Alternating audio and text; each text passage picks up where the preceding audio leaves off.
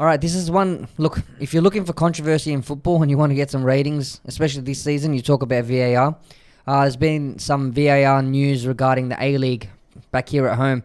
So apparently FIFA has given the A-League the green light to get rid of VAR. According to SBS, the Lawmaking International Football Association Board has announced that any member federation could do away with VAR. If they wanted to do away with VAR, they should do as they wish. And although it's unclear if the arrangement would apply to this season or not, that is what they have released. So what do you guys think? Is this something that could ripple across more leagues if A-League decides to drop VAR? What is our final view on VAR after seeing it for a season? What are you guys thinking? I'm just thinking, had it not been for this corona bullshit, would they have still said that?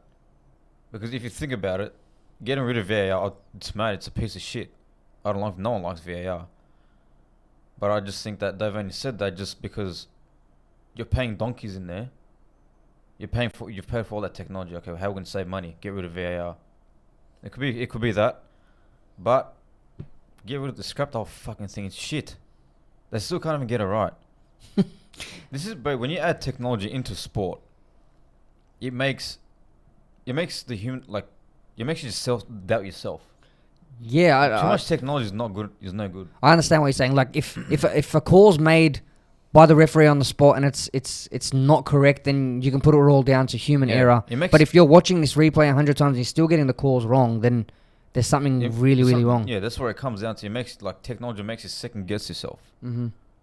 Dude, you see, as you call it, we've survived for hundreds of years. They introduced it 2 seasons ago, and it's gone worse. What do you think, Fats? VAR's always been a fun topic, especially amongst us. Just in football in general. Look, if we're talking, let's talk globally for VAR for just a sec. All right, it's shit. It's good. It's good for certain things, but it's horrible for another aspect. Okay, so when we're looking at goals that are clearly offside, that have clearly issues, or reviewing certain aspects, it's good. The biggest problem about this VAR thing is the consistency. Exactly. That is the biggest problem. And we said that at the start of the season. That's Sorry right. to cut you off. Is a handball at handball because you have one ref that will say it is, but the weekend after the same incident, maybe a worse incident, and that ref will say, no, I didn't see that as a handball. Mm-hmm. So I think that's where the problem with VAR is.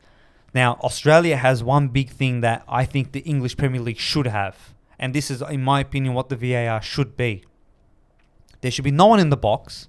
Okay? The ref should have access to VAR, and if he doubts himself, go look at it and come back. Mm-hmm. That's it. There should be... It won't take that long. Because you know why? Majority of the time why it does take long is you got someone in his ear constantly talking to him for 30, 40 seconds saying, oh, we're looking at it. Oh, we're doing this. Or maybe then now you should look at it. Then he's got to walk off. Yeah. Do you know what I mean? The A-League has got that right, in my opinion.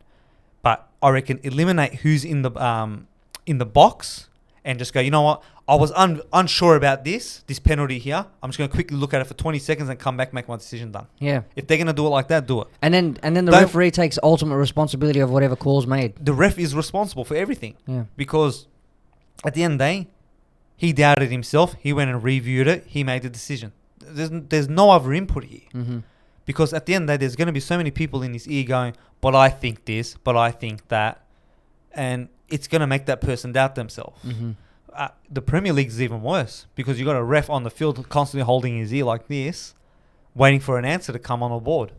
Not only does it interrupt the football, the style of play, the crowds are just sitting there waiting, especially for some controversial decisions. They're waiting for like 2-3 minutes. Now imagine 2-3 minutes the players are just standing there.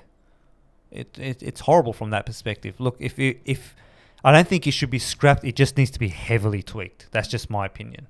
It needs to be done where, and I've said this across a lot of sports, the referees at the end of the day need to make this decision. They can't, but that's the problem. But that's where it's come down to. The problem is that they're not making the decision because they're heavily reliant on the technology that's come place. Then remove it.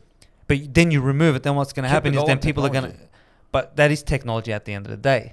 But what I'm trying to say is, if you remove it, then there's going to be the shout to bring it back in, because there's been some aspects where it has helped, where you genuinely see players and go, it has. Yeah, that's right. But in certain situations where unfair calls have been changed for the right, and those scenarios can still exist without someone in the box. That's right.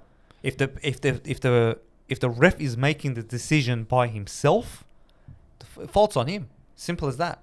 But we all know, and not comparing it to any other sport, but we know in football, shit happens. Yeah. Okay, we get it. It's happened before VAR where, he was offside and he scored. We dealt with it. Okay, it was a talking point. We moved on. Okay, the linesman didn't see it, or if it was completely off, fair enough. But another bad thing is what is considered offside. I was going to say, now we're talking about, pubes. if the line was drawn in the right part of his armpit when you're trying to make the call. That's right. It's like, you got players now where it's his armpit. Okay, I get it. I get he can score with his shoulder. But to what degree do you go, okay, that's an offside when they're running side by side to each other and the line is like is a millimeter This is apart? dumb. Like, is that to the extent that we're going to draw it off? And I think that's where the biggest problem is.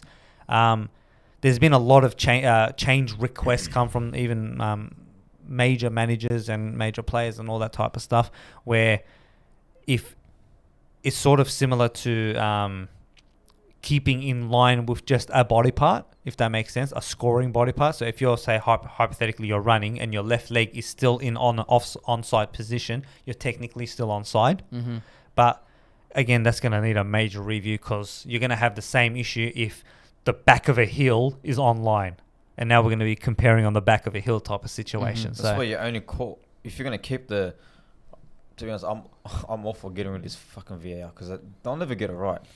Because we can sit here and say that, look, I'm not saying I don't agree with you, but I'd rather scrap it, because I know that's not what they want to do, that because it's stupid.